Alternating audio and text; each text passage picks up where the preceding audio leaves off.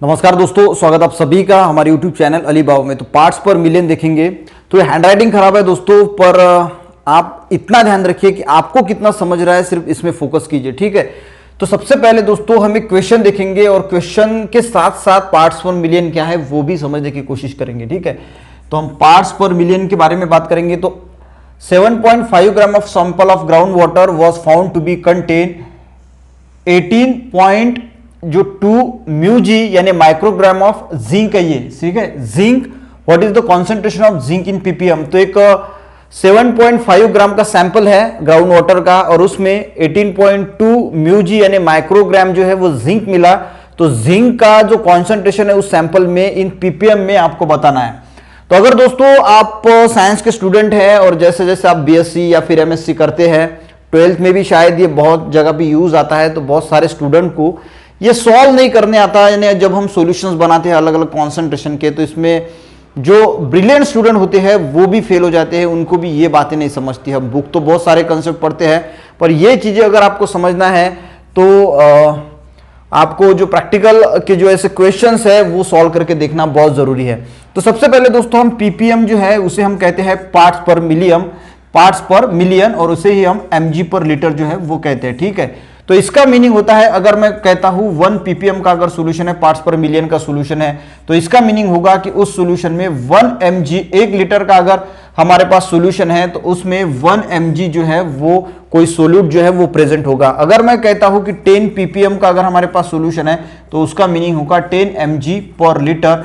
अगर मैं कहता हूं कि 1000 पीपीएम का अगर कोई सॉल्यूशन हमारे पास है तो उसमें क्या होगा, 1 ग्राम पर लीटर वो सोल्यूट प्रेजेंट होगा।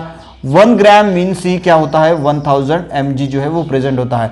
तो इसे दोस्तों हम जो है 1 ppm कहते हैं। इसका फॉर्मूला जो है वो देख लेते हैं अब क्या है। तो अगर दोस्तों हम ppm की अगर बात करें तो हमें कॉन्सेंट्रेशन इन ppm अगर निकालना है, तो हम लेते हैं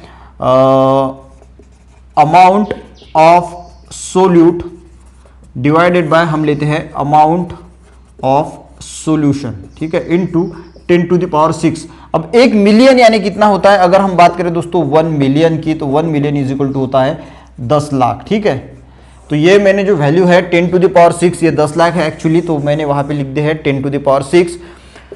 तो दोस्तों ये जो होता है अमाउंट ऑफ सोल्यूट, तो हम इसे अमाउंट की जगह मास भी लिख सकते हैं। अब मास ऑफ सोल्यूट, ठीक है, यानी या फिर कोई ग्राम ऑफ सोल्यूट भी लिखता है। ये ग्राम में, अगर किलोग्राम में, किस में भी है, तो हमें जो यूनिट्स है ये सोल्यूट की और सॉल्यूशन की ये सेम रखना है, ठीक है।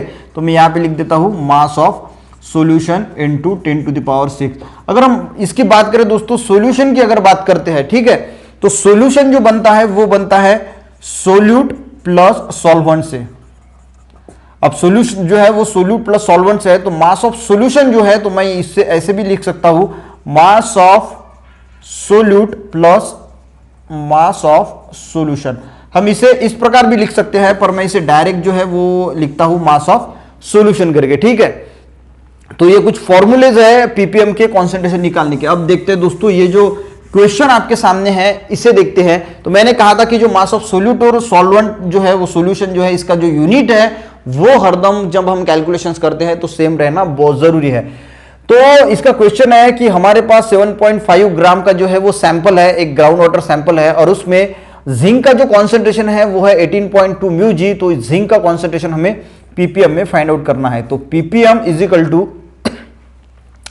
तो यहां पे क्या है दोस्तों, मास ऑफ सोल्यूट फॉर्मूला है divided by mass of solution, ठीक है, इनटू 10 टू द पावर 6। तो मास ऑफ सोल्यूट कितना है वो है 18.2 म्यू जी यानी माइक्रोग्राम, डिवाइडेड बाय जो मास ऑफ सॉल्यूशन का टोटल जो मास है वो है 7.5, और ये है ग्राम में, इनटू हम करेंगे 10 टू द पावर 6। तो अब इसे अगर हमें सॉल्व करना है तो यूनिट हमें सेम करना है। तो ये जो म्यू जी है माइक्रोग्राम, तो हम क्या करते हैं, ये जो 7.5 ग्राम है तो इसका हम कन्वर्जन करते हैं म्यू जी में, ठीक है। तो मैं लिखता हूं 18.2 माइक्रोग्राम डिवाइडेड बाय 7.5 इनटू दोस्तों अगर मैं यहां पे 10 टू द पावर 3 करता हूं तो ये ग्राम का कन्वर्जन हो गया mg में यानी मिलीग्राम में, और इनटू मैं 10 टू द पावर 3 करता हूं तो ये कन्वर्जन हो गया म्यू जी में यानी माइक्रोग्राम में, ठीक है। यानी ये हो गया mg और ये कन्वर्शन हो गया फिर μg में इंटू 10⁶। तो ये अभी टोटल जो कन्वर्शन है ये μg में हो चुका है, ऊपर और सेम जो है वो यूनिट सेम है। तो इसे अगर हम सॉल्व करेंगे तो 10⁶, ये 3 और 3 ये कैंसिल हो जाएंगे, हमारे पास बचेंगे दोस्तों 18.2 डिवाइडेड बाय 7.5। तो इसका अगर हम आंसर निकालने की कोशिश करें तो मैंने पहले ही निकाला है, तो इसका जो आंसर आप निकालेंगे तो इसका आंसर आएगा 2.42।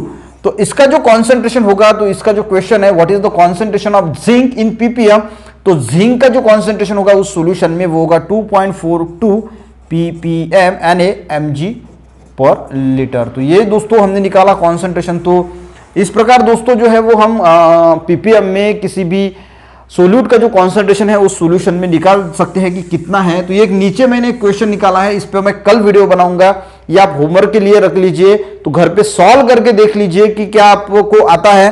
तो क्वेश्चन है दोस्तों, calculate the mass of drug in mg।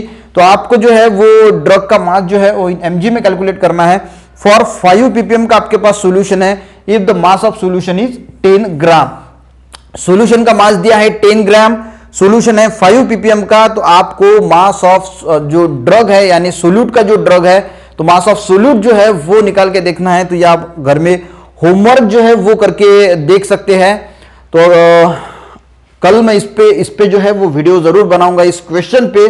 तो अगर दोस्तों आप साइंस के स्टूडेंट हैं और प्रैक्टिकल के बारे में भी नॉलेज आपको रखना है तो चैनल को जरूर सब्सक्राइब करें। ये जो मैंने अभी पढ़ाया है समझ में अगर आया होगा तो वीडियो को लाइक जरूर कीजिए। वीडियो देखने के लिए दोस्तों थैंक यू।